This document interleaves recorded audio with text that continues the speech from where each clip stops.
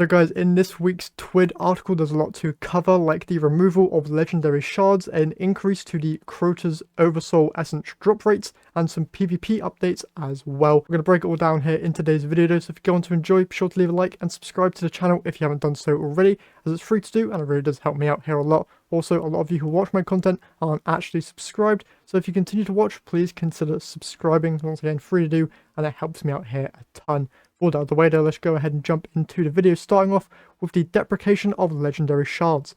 So starting next season, most sources that require legendary shard purchases will no longer be a thing. So the Monument of Lost Lights will no longer have a legendary shard costs. Glimmer, Exotic Cipher, and Spoils of Conquest costs will remain the same, with only legendary shard costs changing. Here you can see also Ritual Focusing is also getting some changes, so it's no longer going to cost you any legendary shards to focus any ritual weapons, and you can see the whole chart here if you want to read through all of that. In the final shape, the legendary shards will be completely removed from the game, and with that they have to change the dismantle rewards for most of the items in the game. So general rare items are just going to give you 75 glimmer, legendary armor is 1000 glimmer, an enhancement core with a 25% drop chance. Exotic armor is more glimmer and an increased enhancement core drop rate of 60%.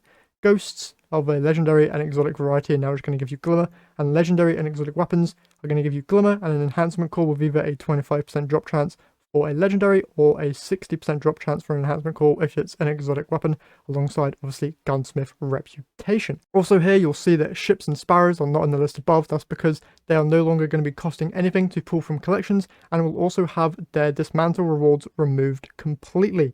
So when you dismantle a ship or sparrow, it will not give you anything at all.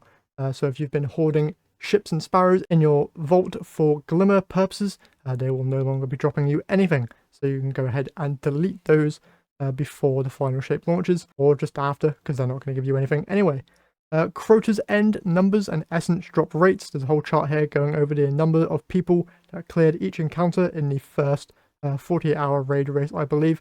And they're also improving the drop rate of essence of Oversoul. So on September 19th, when 7.2.0.4 arrives, guaranteed weekly drop from defeating Crota, and an additional guaranteed drop for beating each encounter in order from start to finish.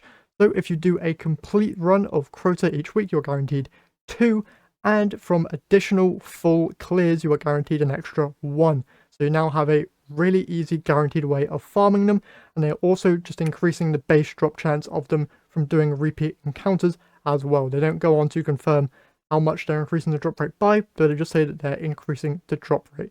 So that now means that if you just do one full run per week, you can get the exotic in 10 weeks. But if you are lucky, you can have the entire quest completed in one run. Similar to how you can just get a raid exotic to drop from completing the raid, they are also adding a feature that will allow you to, if you are lucky, obtain all of the essence within one run, which is very good if you're lucky, and it can help a lot of people get Necrochasm sooner. We're also going to confirm that the master difficulty, along with the challenges for Crota's End, will come to the game September 19th, which is some good stuff there. New PvP updates coming in Season 22, Season 23. For Season 23, there's a brand new Iron Banner game mode called Tribute, which is basically a supremacy-based mode where players are able to deposit crests at tribute stations to earn points for their team, kind of like Gambit, but an actual PvP mode.